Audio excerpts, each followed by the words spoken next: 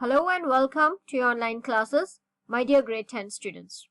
In our food production handout, our unit 3, vegetable and fruit cookery.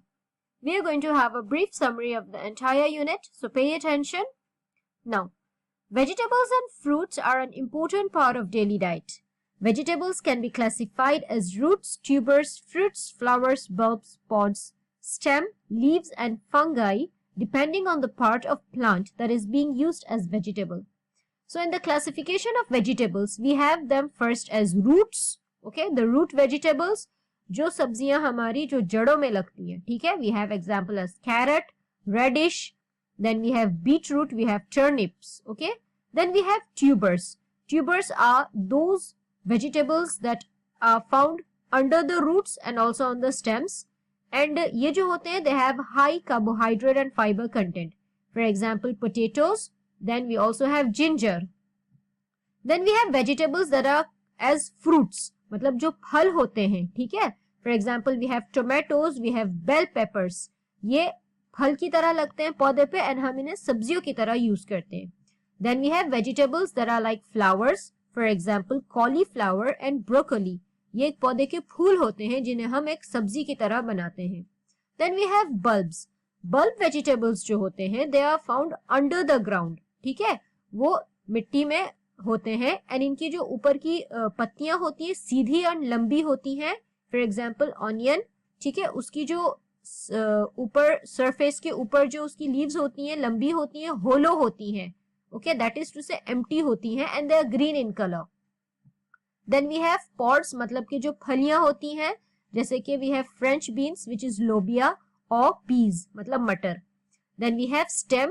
अब कुछ ऐसे पौधे होते हैं जिनकी हम stem खाते हैं. Okay, for example, the lotus flower stem and asparagus. Also we have leaves.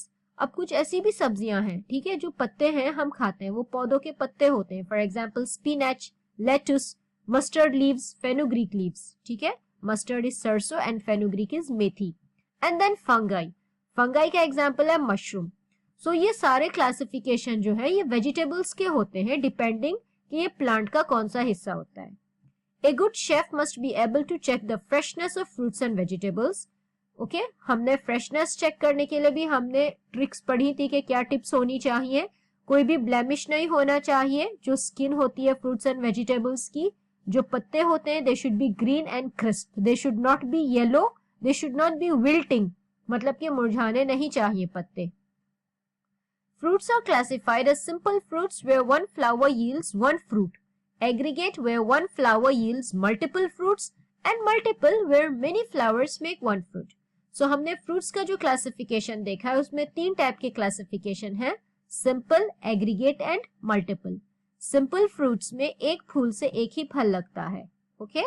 And then we have aggregate जिसमें एक फूल से बहुत सारे फल लग जाते हैं. फॉर एग्जाम्पल बेरीज है हमारी, स्ट्रॉबेरी है. एंड देन एक और है जिसमें बहुत सारे फूलों से सिर्फ एक ही फल निकलता है. For example pineapple. Both vegetables and fruits are very good source of calcium, magnesium, potassium, iron, beta carotene, vitamin B complex, vitamin C, vitamin A, vitamin K and other nutrients essential for a healthy body. They are grouped as protective foods. That is, they help in keeping the body healthy and make our immune system stronger. Fruits and vegetables में हमें सभी ज्यादातर vitamins मिलते हैं जिनसे कि हमारी body healthy रहती है. हमारी body के जो antibodies हैं वो strong होते जाते हैं. हम infection से लड़ सकते हैं, ठीक है.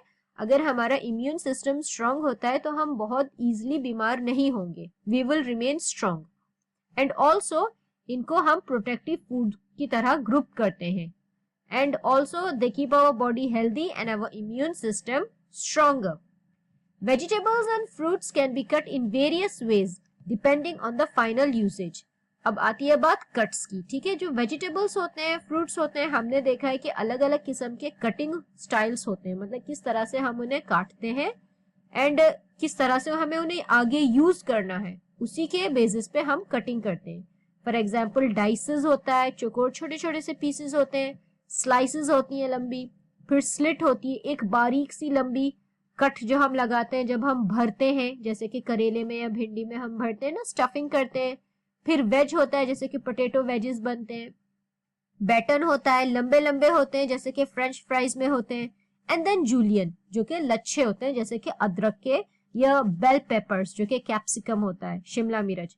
ये हम नूडल्स में जब मिलाते हैं तो लंबा लंबा बारीक काटते हैं, उन्हें हम जूलियंस कहते हैं। However, they should be used with care so as to prevent nutrient loss while processing.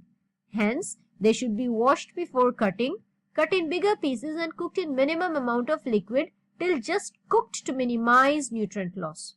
अब हमने ये भी देखा है कि हमारे जो वेजिटेबल्स एंड विटामिन्स होते हैं, हम इनको बहुत ज्यादा पकाते हैं, मतलब लंबे समय तक पकाते हैं, टेम्परेचर हाई रखते हैं, बहुत ज्यादा पानी का कंटेंट रहता है, तो इनके जो न्यूट्रिएंट्स है बहुत इजीली खत्म हो जाते हैं, घट जाते हैं। ठीक है, तो हमें इस बात का ध्यान रखना है कि पानी भी कम रखना है, टेम्परेचर जो होता है या गैस की जो फ्लेम होती है वो सब हमें लो रखना है, थोड़ा कम रखना है। ओके, इससे क्या होता है, हमारे जो न्यूट्रिएंट्स हैं वो वेजिटेबल्स में रहते हैं, ठीक है, रिटेन होते हैं। साथ में ही don't forget that excess application of heat colour को भी खराब करता है, फ्लेवर भी खराब करता है, टेक्सचर भी खराब कर देता है।